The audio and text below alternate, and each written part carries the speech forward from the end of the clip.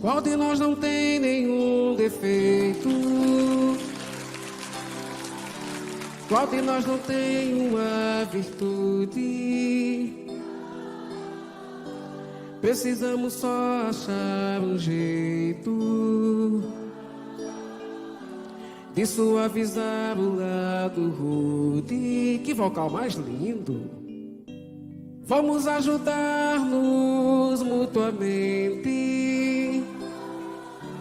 e somar as nossas qualidades para fazer um mundo diferente e tirar a força da maldade. Um dia todos nós seremos anjos.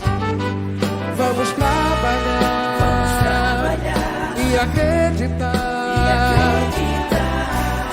que no futuro nós seremos anjos no planeta onde o amor, unicamente o amor, há de reinar.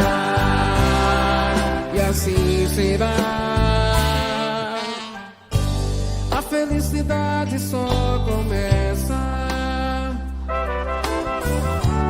quando cessam as desigualdades, quando todos compartilham sonhos e não usam mal a liberdade. O mestre falou: sede perfeitos, e nos ensinou essa lição, que somente o amor será eterno. Nele está a nossa salvação.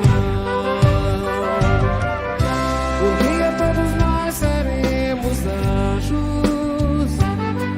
Vamos trabalhar e acreditar que no futuro nós seremos anjos no planeta onde o amor, unicamente o amor, há de reinar. Agora de vocês, vamos lá, agora! Palminha na mão. Vamos trabalhar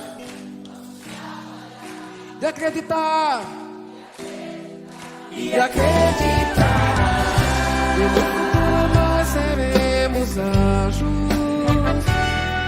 no planeta onde o amor, unicamente o amor, há de reinar.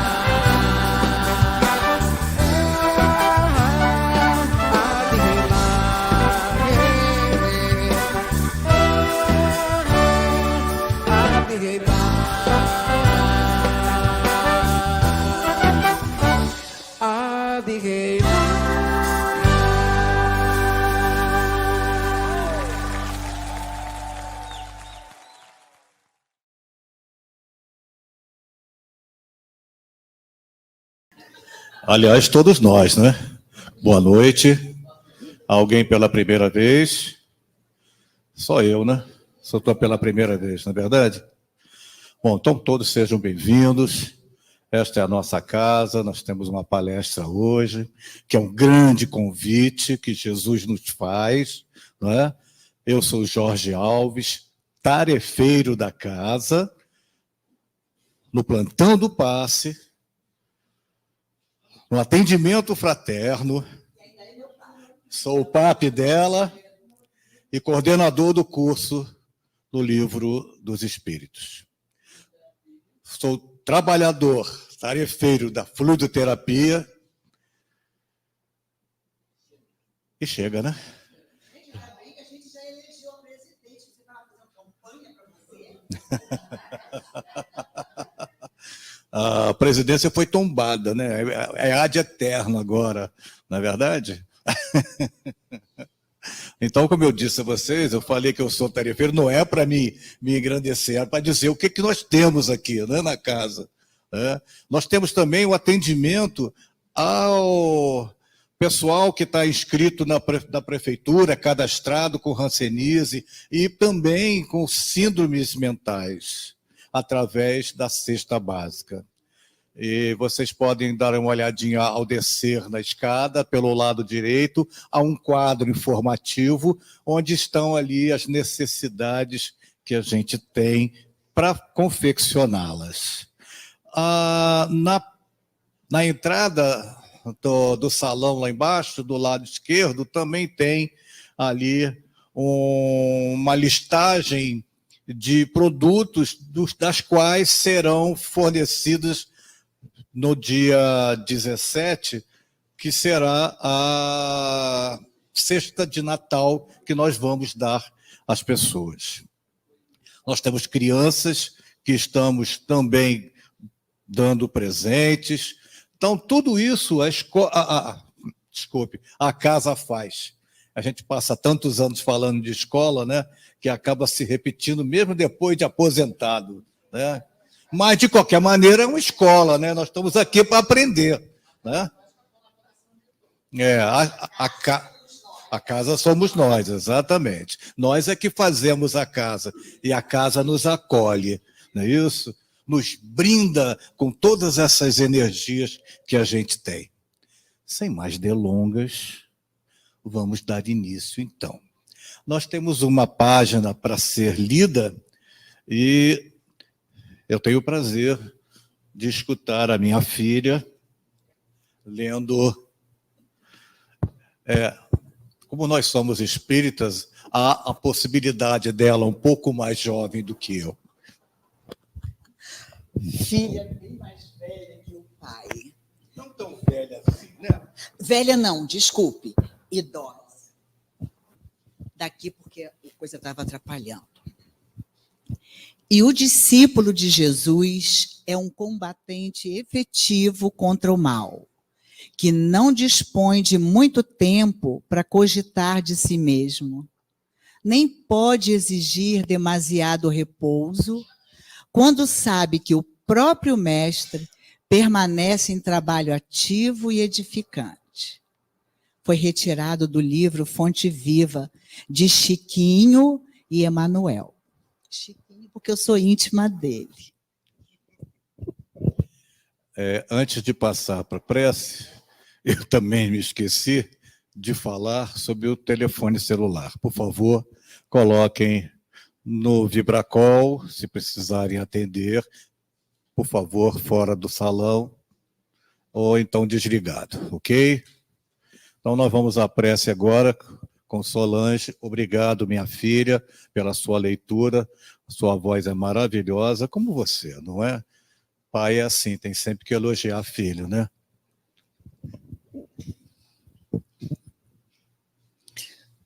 Vamos agradecer mais uma vez por estarmos nesta casa de amor, de caridade, de acolhimento, para mais uma palestra onde ouviremos o Evangelho de Jesus.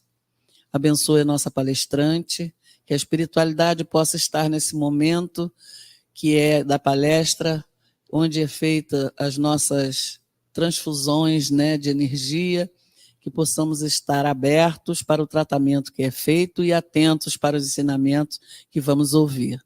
Abençoe a nossa palestrante, abençoe a nossa casa e fique conosco, Senhor, que assim seja. Graças a Deus. Antes de passar a palavra para a palestrante, eu gostaria de falar também uma coisa. Nós estamos entrando nesta semana em recesso dos nossos cursos, mas quem se interessar em conhecer um pouco mais da doutrina, em fevereiro, nós reiniciaremos todos os cursos, ok?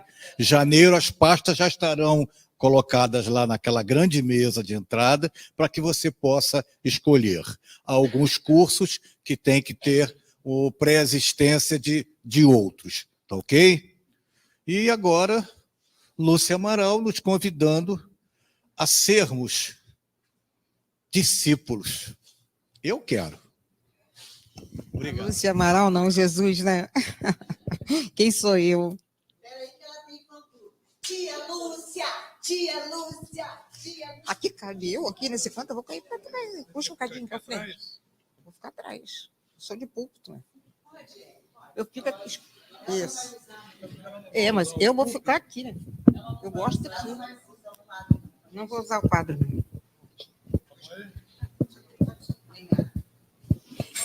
Primeiramente, boa noite a todos.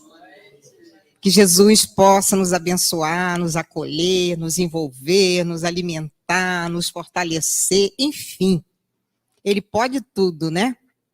É nós que precisamos estar receptivos a tudo isso, a tudo que ele tem para nos dar. Mas, com certeza, se estamos aqui, já existe uma receptividade de nossa parte, né? Estamos já bem envolvidos e dispostos a isso. Bem, eu gosto disso aqui, sabe? Eu me sinto amarrada naquilo ali.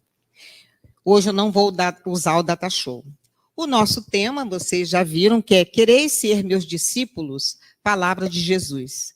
Mas antes de abordar o tema, a gente vai falar um pouquinho sobre ele, ok? Eu costumo dizer que eu não sou palestrante, eu sou conversante. Hoje, então, eu estou mais conversante do que nunca, porque não tem data show, né? Não tem artifício ilustrativo, é só a nossa conversa em torno do Evangelho à luz da doutrina espírita. Então, a gente vai trocando, né? A gente traz informações que a gente estudou, mas quem sabe mais ensina quem sabe menos. De repente, tem quem saiba aqui alguma coisa que eu não saiba, e enfim. E a gente troca, a gente está sempre trocando.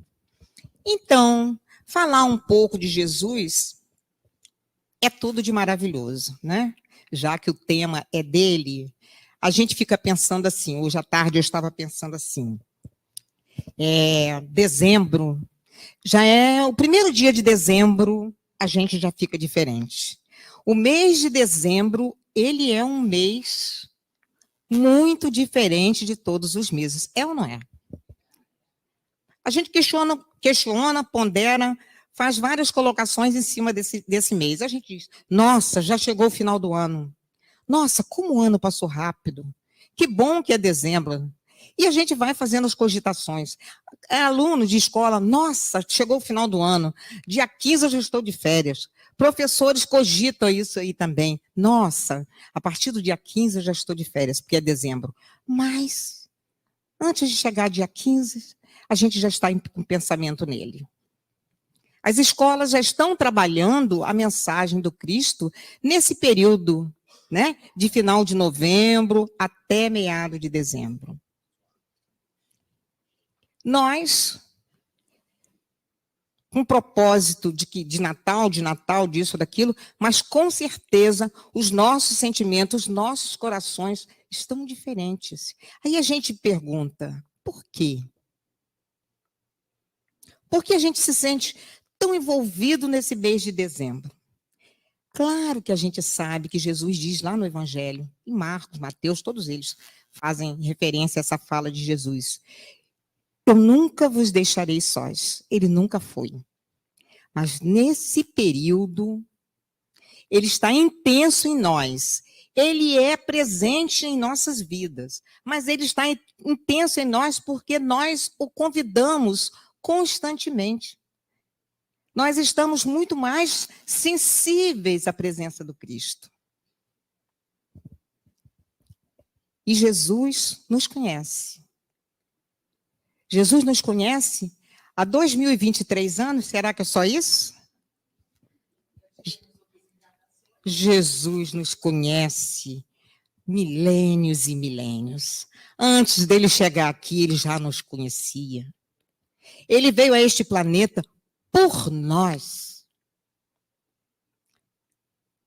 Ele conhece cada um de nós, a gente diz, Deus nos conhece.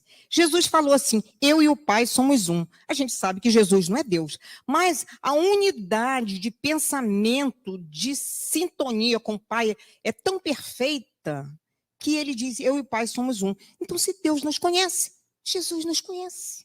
A cada um, cada necessidade, cada anseio, cada aflição, cada alegria, cada expectativa.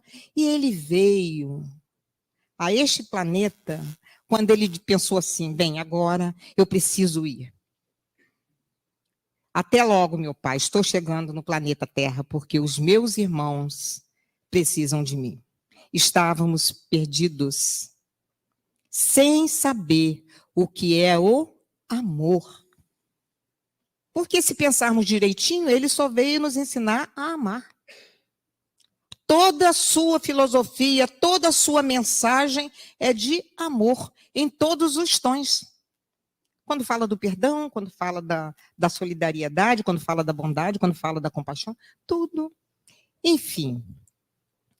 E a gente ainda, ele foi o divisor dos tempos. A gente então notou. E assinalou de forma especial a nova era com a sua mensagem de amor. Então, hoje a gente vai refletir um pouquinho. Quereis ser meus discípulos? E a gente, para introduzir esse tema, a gente buscou uma mensagem aqui nesse livro, Boa Nova, psicografado por Chico Xavier, pelo espírito de Humberto de Campos. Traz a história de uma família e nós vamos nos encontrar inseridos nessas personalidades, dentro dessas atitudes, desses sentimentos. Eu não vou ler tudo, não, alguma coisinha assim, né? Conta Humberto de Campos que Jesus gostava muito da Galileia, necessário foi, né? Não é só porque ele gostava. E ele andando ali pelo Tiberíades, ele ia fazer a sua primeira pregação naquela localidade. E aí passa ali em frente àquele Tiberíades e ele vê 2 jovens pescando. 2 irmãos, João e Tiago. E ele então diz assim, filhos de Zebedeu, era o pai deles. Queres vir comigo participar da Boa Nova, do reino? A Boa Nova era o evangelho que ele estava introduzindo.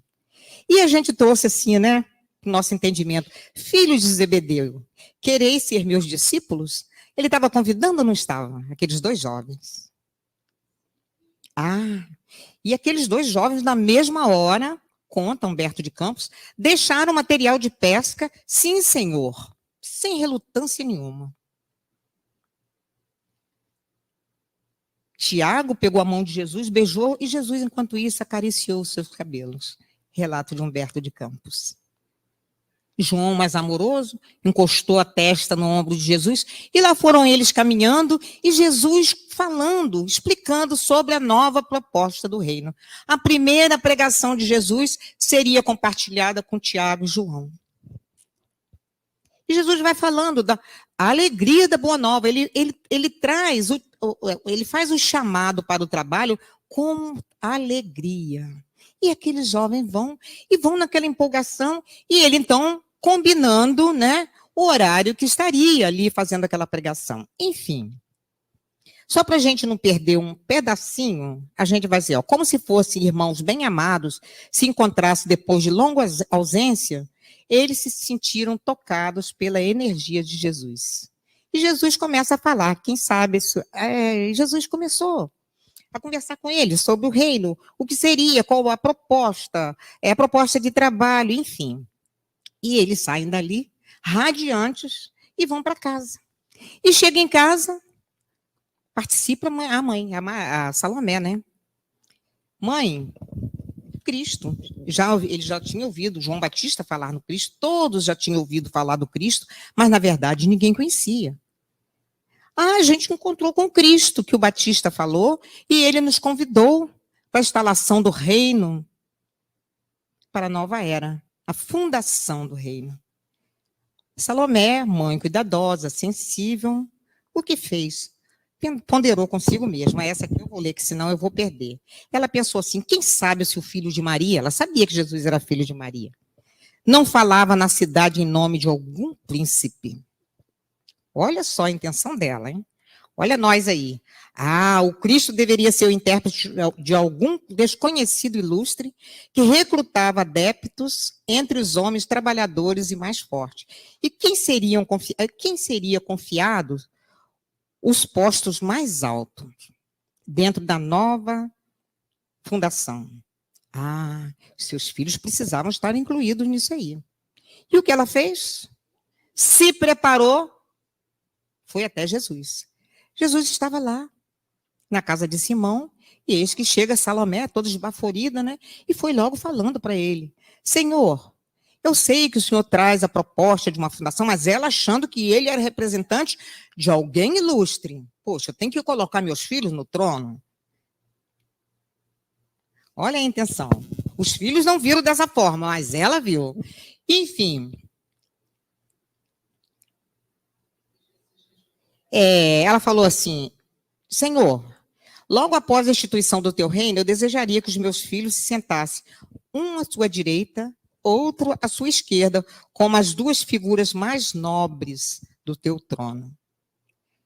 Jesus, amorosamente, acredito com muita compaixão, olha para ela e diz, Salomé, primeiro precisa saber se eles querem experimentar do meu cálice. O que a gente entende nessa mensagem? Ser cristão não é fácil. Ser cristão, muitas vezes, é dizer não para o mundo, e o mundo entende como se a gente fosse snob, se a gente fosse detentor da verdade do Cristo, se a gente quisesse trazer uma coroa para diminuir, enfim. Só que naquela época, a situação era bem mais grave, né? E ela abaixou a guarda. Primeiro, ela falou, o que é isso? A ficha começou a cair, ela ficou envergonhada e ele estava entre os discípulos e chamou a atenção. E ela silenciosamente abaixou a cabeça e deu no pé da casa. Provavelmente muito decepcionada com Cristo, né? Aquele homem seria o Cristo? Mas não dava para entender. E o esposo, quando chega em casa, essa foi a atitude de Salomé. A gente já viu a atitude dos dois jovens, né? Deixaram tudo, acompanharam Jesus. Salomé, enfim. E vem o Zebedeu, o pai. Ao entardecer, após as suas tarefas, foi procurar Jesus lá na casa de Simão. Um pedacinho do diálogo a gente tem que falar aqui, né? Ao entardecer, terminando os seus afazeres, Zebedeu ele falou, Senhor, eu estou aqui para entender o convite. Eu gostaria de saber qual é a proposta. Eu gostaria de saber em que meus filhos podem ser úteis. Olha a intenção, olha o olhar. Eu preciso te escutar, Senhor. Eu não entendi, mas eu quero entender. Aí Jesus fala assim, Zebedeu, tu conheces a lei e lhe guardas os preceitos no coração. Você sabe de algum profeta de Deus que no seu tempo fosse amado pelos homens do mundo? Zebedeu humildemente falou assim, não, Senhor, eu não conheço.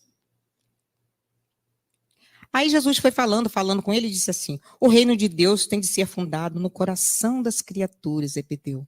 Ele falou, Senhor, eu estou entendendo. A gente vai vendo, vai percebendo, a Salomé não teve tempo, porque ela não abriu espaço, porque ela não alcançou a proposta. Já o Zebedeu, ele foi com o coração, querendo ouvir, querendo entender. Quantas vezes nós somos impetuosos e não queremos saber onde vai dar, a gente quer ir. Mas quantas vezes também a gente dá uma parada e pensa e repensa e escolhe caminhos. Aí ele vai dizer assim, então, Senhor, o seu reino é o reino de paz, né?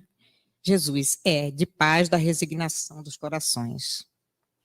Aí ele começa a falar e tal, Jesus vai lá e continua conversando, explicando para ele a proposta do reino. Ele vai, Senhor, trabalharemos então convosco. Olha a disposição dele. Ele precisou de ouvir bastante para ele aceitar, mas ele estava disposto. Ele estava de coração aberto, ele queria servir. Ele falou, então trabalharemos convosco, pregaremos o vosso evangelho e aumentaremos o número dos vossos seguidores. Aí, mais uma vez, Jesus vai dizer assim, ouve, Zebedeu, nossa causa não é dos números, é da verdade e do bem. Sempre Jesus passando as suas lições. E naquele momento Zebedeu guardou o silêncio, os dois jovens chegam até ele, chega naquele local e continua ouvindo a conversa de Jesus.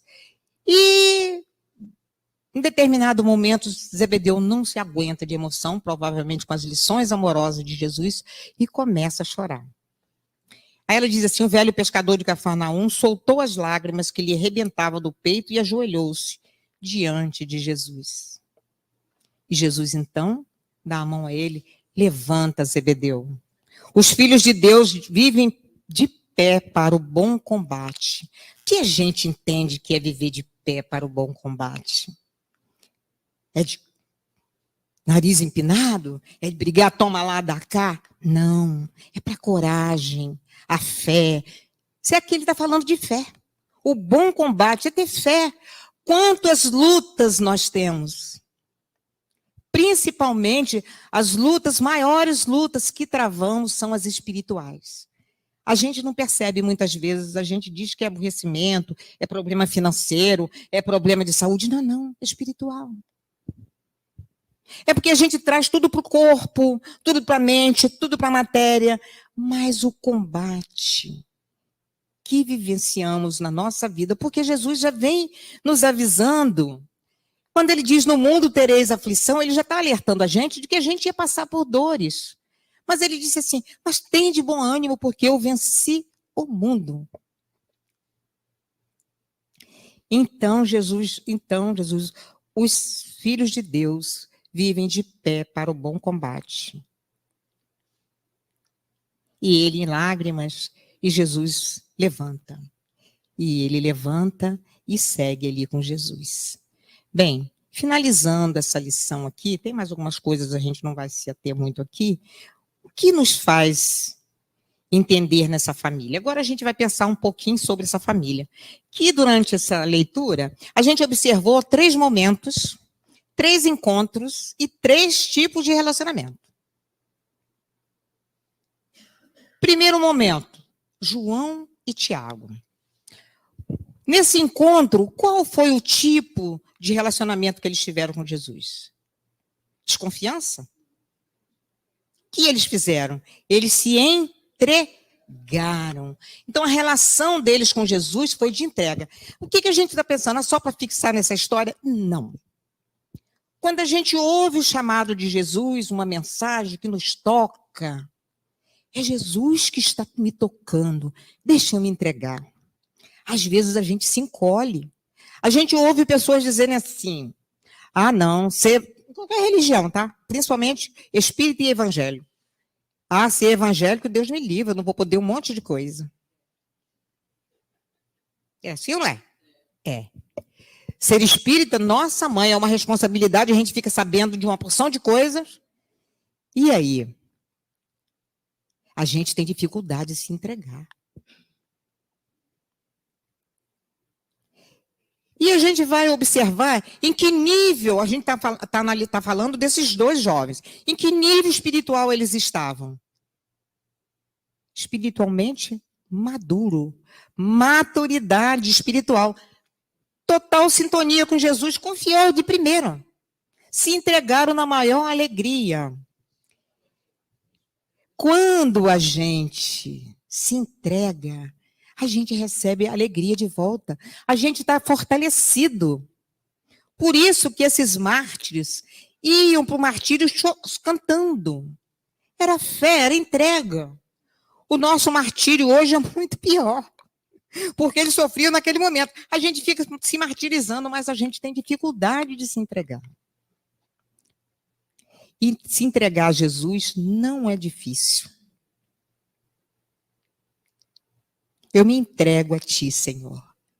Nós, espíritas, temos consciência de que se entregar a Cristo não é fazer pose de santo, não é querer fazer tipo de bonzinho, não é. Jesus nos conhece. Eu me entrego a ti, Senhor, como eu estou. Como eu sou. O Senhor entende a minha intenção. E o Senhor me liberta, me ajuda a superar. E assim, a gente parte para o segundo exemplo aqui. Alguém se situou aí nesse encontro aí de Tiago e João? Entrega 100%? Não. Eu nem tanto. Vamos lá. A gente está se entregando de mansinho, né? É assim que a gente vai estudar a pressa aqui. Aqui vai falar da não pressa. O estudo não foi muito longo, não, foi rápido. Jesus está sempre ajudando, né? Então, o segundo momento foi o encontro com Salomé. Salomé com Jesus. Aliás, Jesus procurou aqueles jovens. Foi o encontro deles. Salomé foi em busca de Jesus. Mas qual foi a sua relação com Jesus?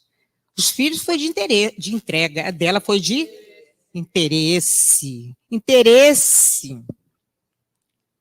Nós, às vezes, fazemos isso também. Interesse. Senhor, eu quero que um filho meu fique um à sua direita, uma à direita, outra à esquerda do seu trono, como as duas pessoas ilustres, ou coisa a mais. Enfim, só interesse. Mas por quê? Porque ela não tinha ainda construído dentro de si uma maturidade espiritual. Então, ela não alcançava o que Jesus dizia.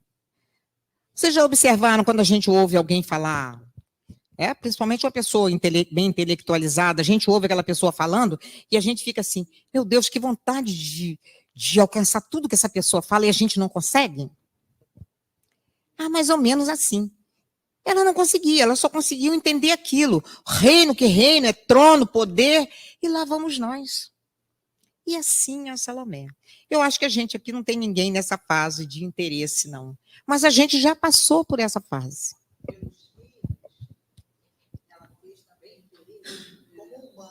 Eles dizem assim, a Salomé, porque eu não li, aquela mãe cuidadosa e sensível com os filhos. Ela só não teve a percepção espiritual. Por isso que a gente diz, a falta de maturidade espiritual que não consegue alcançar.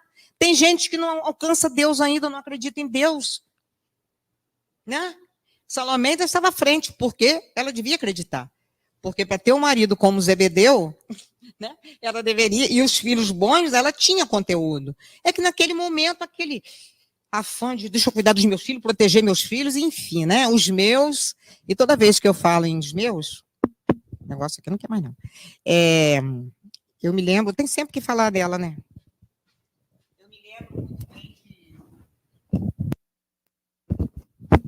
que a gente fala assim, que a gente às vezes, primeira atitude da gente, meu filho, minha filha, ela teve um acidente de moto. E, na época, Cristiano estava andando de moto, e ela que me falou, ela falou, Lúcia, quando eu soube para onde foi o acidente, e ele estava para aquelas bandas de lá, eu tive um abalo no meu coração, falei, meu Deus, meu filho não. Lúcia, depois que passou o susto, eu falei assim, que vergonha. Meu filho não, do outro podia ser, né? É bom quando a ficha cai. Então, às vezes, a gente é pego de surpresa. Não é? Meu filho, não. Eu quero o melhor para o meu filho. E a gente vai nesse afã. É assim ainda. É a lei, o progresso é um processo lento. Mas a gente chega lá. Né? E vamos lá ao Zebedeu. Eu já até tenho pena do Zebedeu. Eu acho que ele é magrinho, fraquinho, assim, generosinho. Eu já idealizei a performance física Estou lembrando de você, que ele chamou você de pequenininha arrumada. Mas, enfim. Mas a relação dele com Jesus não foi de entrega, não foi de interesse. Aí a gente ficou analisando, né? Foi de busca. De busca e reformulação. Porque ele buscou Jesus. Ele foi em busca. E sentou. Estou gostando. Pode falar, fala aí. Fala. Nós chegamos no espiritismo, a gente vem em busca de esclarecimento, somos os Zebedeus. Isso aí, exatamente, é isso aí, complementa isso aí. Pode falar mesmo, se alguém quiser interromper, eu acho bom, porque é uma linha de pensamento que eu fui também analisando. De repente, vocês têm uma colocação ali, ó, ótima ali a colocação, nós somos Zebedeus. É isso aí, eu acho que nós nos encaixamos nessa aí, estamos buscando.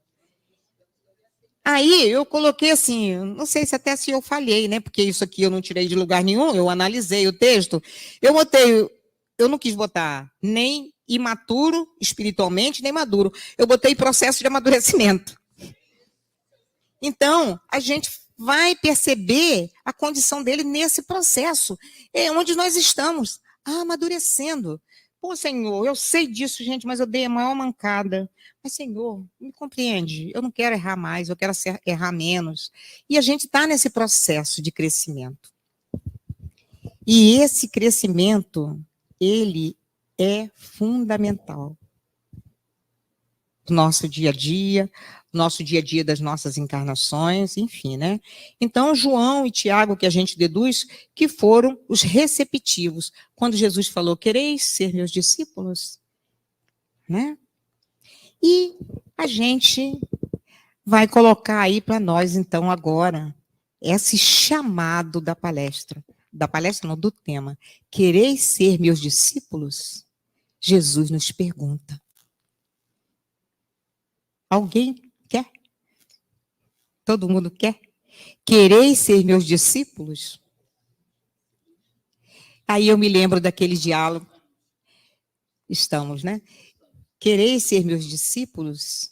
Sim, Senhor. Eu respondi, escrevi. Sim, Senhor, eu quero. Aí a gente também diz assim, então ele vai assim, então vem, segue-me. Estamos na pegada do mestre. Estamos em suas pegadas. Aí, mas sem pressa.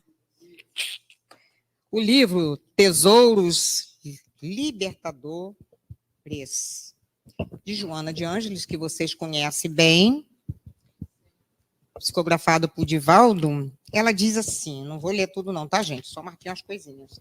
Ela fala que porque às vezes a gente fica se culpando, se cobrando, porque Deus não tem pressa. Eu costumo dizer, Deus não tem pressa, mas eu tenho. Mas a minha pressa, Deus entende que nessa pressa desesperada, porque eu não consigo, não sou assim, né?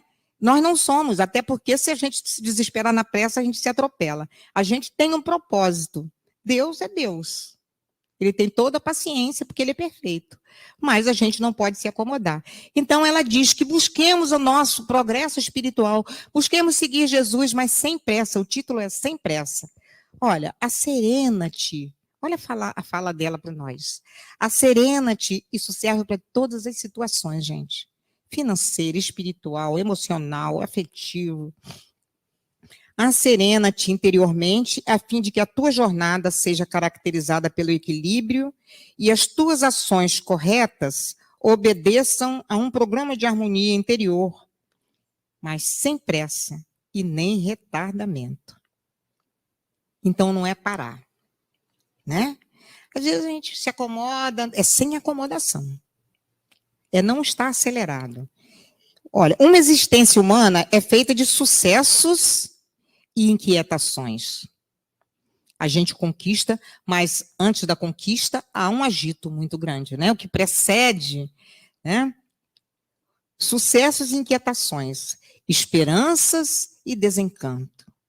Quantos desencantos na esperança de encontrar uma felicidade, uma alegria, uma felicidade que a gente supõe, né? Que a gente, na verdade, a gente é feliz e não sabe, porque a gente procura felicidade onde ela não está. Aí a gente procura felicidade nas coisas, nas pessoas, e a gente sai procurando e a gente tem dificuldade. Aí a gente, às vezes, passa uma existência achando que não foi feliz. Aí, quando vem uma desgraça, é assim mesmo, o Evangelho fala isso, quando vem uma desgraça, aí a gente descobre que era assim, eu era feliz e não sabia. Por isso a popular frase, né? Eu era feliz e não sabia.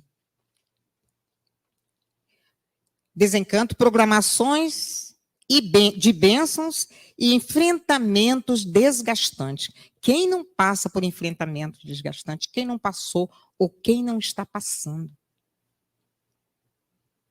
A palavra é paciência e fé.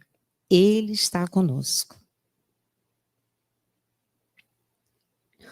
De modo a disciplinar o espírito para que o logre a autossuperação e avance cada dia com mais segurança. Todo processo de crescimento íntimo deve ser assinalado pela calma, sem a ansiedade afligente. Às vezes somos muito ansiosos. Aflição é uma coisa, ansiedade é outra. Aflição é uma coisa, desespero é outra. Eu estou aflito porque eu estou preocupado. É aflição, gente. É aflição que Jesus disse: no mundo tereis aflição. Não é desespero, não é desequilíbrio. Somos. A gente é por tudo. Se o dinheiro está curto, se esse mês eu gastei mais do que vou ganhar, se eu não pude pagar uma prestação, se eu fiquei... Enfim, tudo nos causa aflição. Independente de situação familiar, emocional, tudo. Então, a gente tem. Pobre tem, rico tem. É mais fácil o mais rico ter do que o mais pobre. Porque tem mais compromisso, tem mais dívida, tem mais não sei o quê, e tem status e não pode, né? Uma série de coisas, né? Olha, passo a passo chega-se à meta. Palavra a palavra. A ansiedade deve ser sempre substituída pela calma. A bênção do tempo obedece o psiquismo divino. O que a gente vai entendendo pelo psiquismo divino? É a paz, é a harmonia. Se a gente quer sintonia com Deus, harmonia. Ah, mas eu sou muito agitada. Não importa que você seja agitada, eu também sou.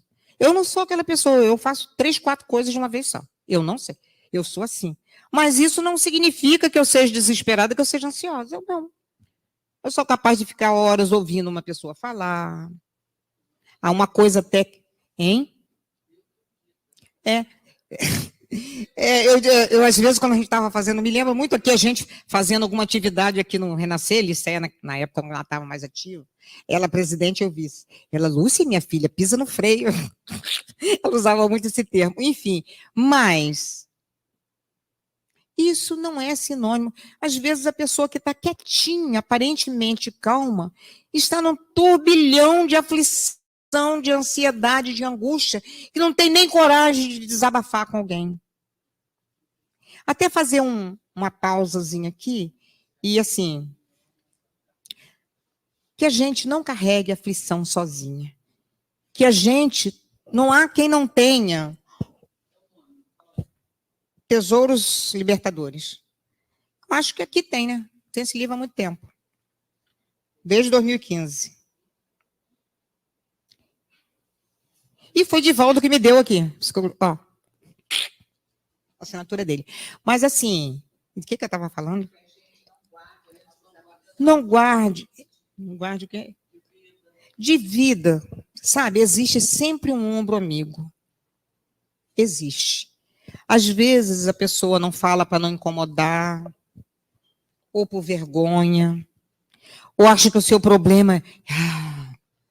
o que vão achar que não é nada? Que não seja nada para mim, mas se é muito para você, é muito. Desabafa. Se não tem amigo, se não tem coragem, se não tem confiança, busque uma instituição onde tem um atendimento fraterno. Busque a igreja católica, busque a igreja evangélica, busque o centro espírita, mas busque, não carregue a gente.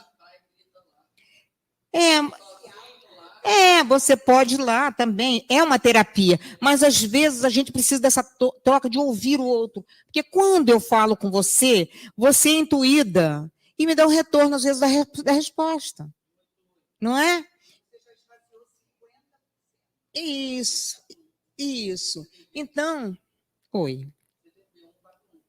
Isso. Então, que a gente faça isso, que é tão necessário para a gente, para a nossa vida, para a sobrevida. Bem, quereis ser meus discípulos? Outra pergunta novamente. Eu botei essa pergunta umas 4 perguntando e respondendo. Quereis ser meus discípulos? Jesus responde: sim. Quando estiveres indeciso, vem que eu te farei pescadores de homens. Que isso? Isso é muito bonito. A confiança em Jesus, ele não diz, não, que ele disse isso lá para os discípulos. Não, ele diz para nós todo dia: vem que eu te farei pescadores de homens. Vem me ser meu parceiro. Jesus não chegou ao mundo, não veio ao mundo na condição de nenhum doutor. Não, ele veio na condição de amigo, ombro a ombro, de parceiro. Vem. Jesus nos quer como pescadores pescadores de homens, como uma pessoa ativa. Jesus nos quer como pescadores de homens, como colaborador da sua mensagem. Porque, na verdade, ele estava delegando, ele estava convocando a ser pescadores de homens, ele estava formando líderes. Todos nós podemos ser líderes. Somos líderes. Na família, de um amigo. Se você não é, não preciso ser no plenário para ser líder, não. Eu sou um líder na família, eu sou um líder na escola, eu sou um líder num grupo de amigos. Ser pescador é isso, é representar a mensagem de Jesus. Queres ser meu discípulo? Vem, quando estiverem cansados. Vem. Vinde a mim. Vós que estáis cansados e oprimidos, aflitos, e eu vos aliviarei.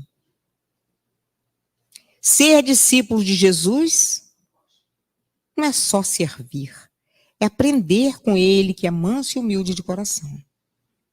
Aí eu estava pensando, o convite de Jesus é tão gratuito para a gente, e as lições vêm, né?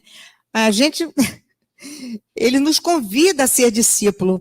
Um estabelecimento de ensino, se nos convidar, a gente tem que chegar lá e pagar. O convite de Jesus é gratuito, convite de amor. E a gente resiste. Se querem ser meus discípulos, esse agora é o convite mais desafiador de Jesus.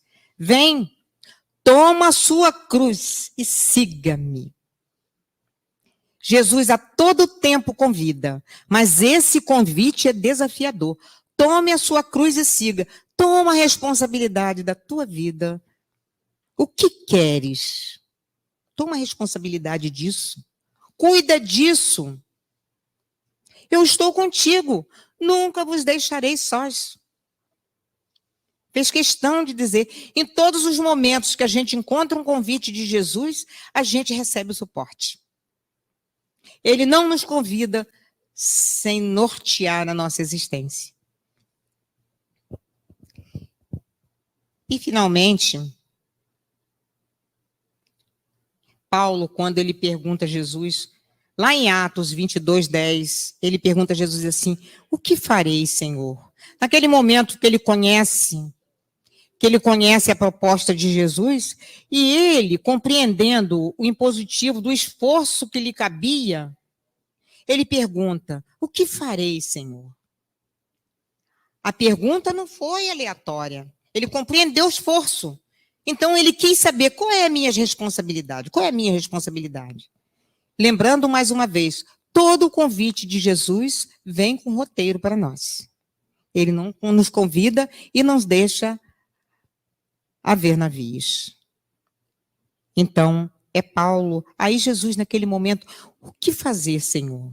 O que farei? Jesus estende a mão e diz, levanta. Levanta, vem. Vem comigo. Nesse mês de dezembro, não esqueçamos dessa mão, nos convidando, vem, levanta. Quantas vezes estamos caídos por desânimo, por desilusão, por doença física, moral. A moral, então, eu acho que ela abate profundamente. Mas Jesus está aí com as suas mãos estendidas para nós. Que não esqueçamos do seu olhar. Eu estou falando de dezembro, mas não é só esse mês. É uma vida, é uma existência. Precisamos do seu olhar. Ele nos abraça constantemente.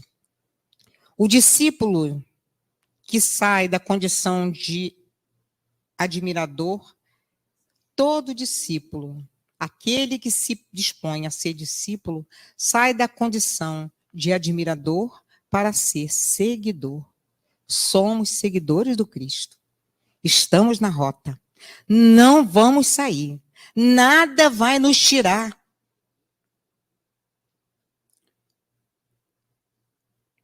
Jesus acredita em nós. Jesus espera de nós que nos amemos, primeiramente. Jesus não precisa do nosso amor. Ele precisa que a gente se ame. Que possamos entender a mensagem do Cristo nesse chamado a ser discípulo. O discípulo é aquele que está sempre disposto a aprender com o mestre. Esse médico que alivia as nossas dores, esse psicoterapeuta que compreende os nossos anseios, as nossas aflições, que são todas de fundo emocional, espiritual. Esse doutor em espiritualidade que nos fortalece quando estamos combalidos. É ele. É ele e com ele estaremos até o fim. Até o fim. Porque o nosso fim é de glória. O nosso fim é de felicidade. Porque existe um mundo feliz para nós. Se estamos longe, não tem problema. Mas já estamos a caminho. O que importa é isso. Espero que, 8 minutinhos antes, hein? Estava pensando que eu fosse atrasar. Que Jesus possa nos abençoar nessa noite. Obrigada a vocês pela paciência de me ouvir.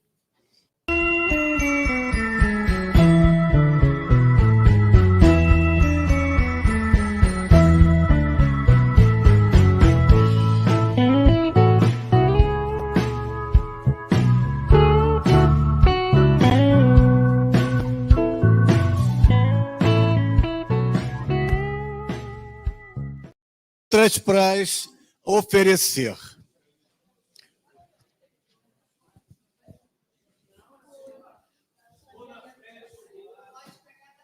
Lá do lado, veja.